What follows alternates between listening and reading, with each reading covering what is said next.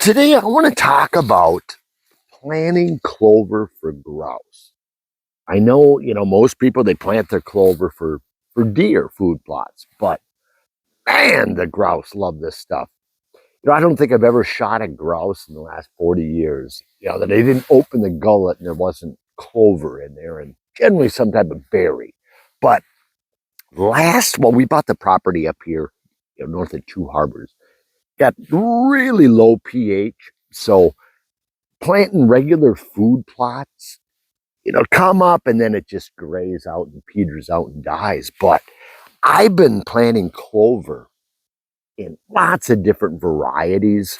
This one here is, Whitetail Institute, but I bought clover from the Anoka Feed Store, other brands of, clover from just different retailers. Doesn't really matter. I've done Crimson, Ladino, all different sorts.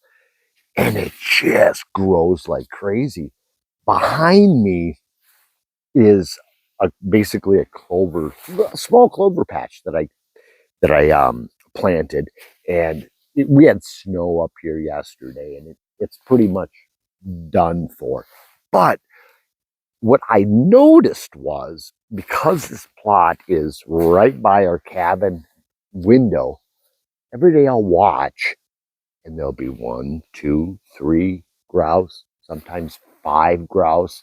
And they'll actually walk to this clover spot and they'll sit here for an hour. Sometimes even 2 hours. And they will just sit there and strip the clover. I mean, just like a cow would. I mean, literally, they just love it. So another thing that I added, and we used to have chicken, so I had a bunch of oyster shell, like grit. So I threw some of that down, and I have noticed they love that. I'm not saying you have to go out and buy, oyster shell, but if you're going to be doing a food plot and, throwing a little oyster shell or chicken grit, the birds certainly appreciate it because, they're getting their calcium that really breaks down, whatever they're eating.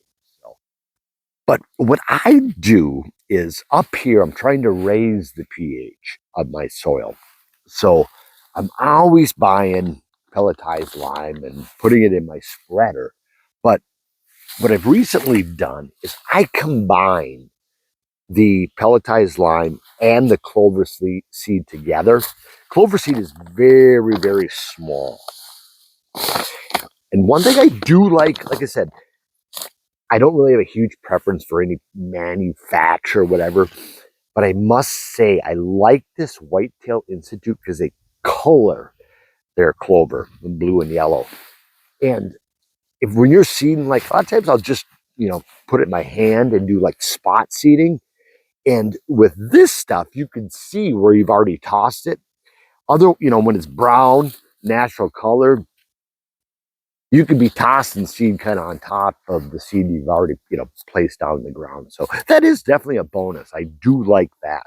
But what I do is, I'm making trails through the property and then I follow up with pelletized lime and, that's got clover mix and then just go down the trails.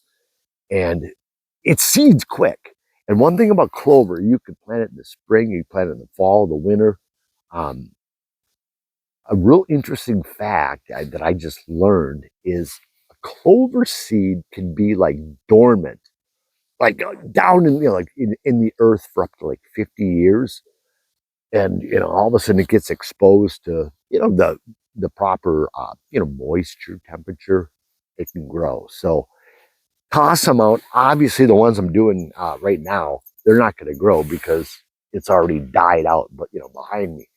But come spring, this stuff is going to be, primo time as soon as the temperature's right. So very, inexpensive. Another thing too, clover, it's a nitrogen fixer. So it's going to increase the nitrogen in your soil.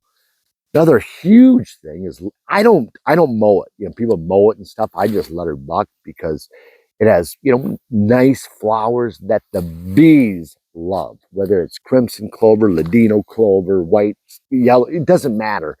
The bees love that, any pollinator, whether it be a honeybee, mason bee. Look, the squirrels are running and chasing each other over there, the blue jays.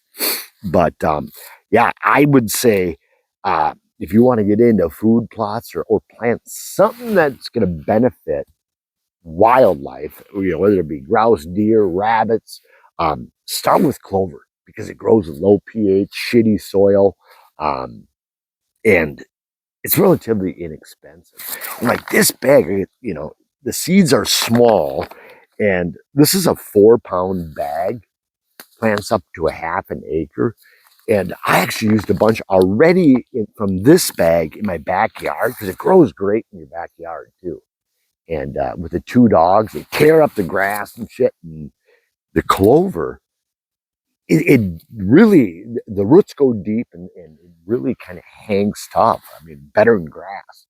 And again, you can just let some of it flower for the pollinators in the city too.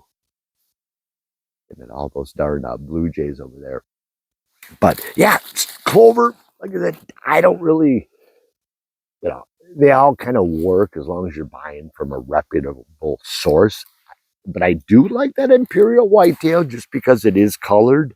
Um, I did buy another one. It was a crimson off of like Amazon or something like that. And that it came in a colored seed. I think it was pink or something like that. But yeah, it was really nice because you could see where you laid it down. But and germination too, very quick. If you plant it in the let's say in the spring and you get the right conditions, it'll pop quick. But hey, leave a comment below any tips, tricks that you've used, and hey, remember, make it a great day.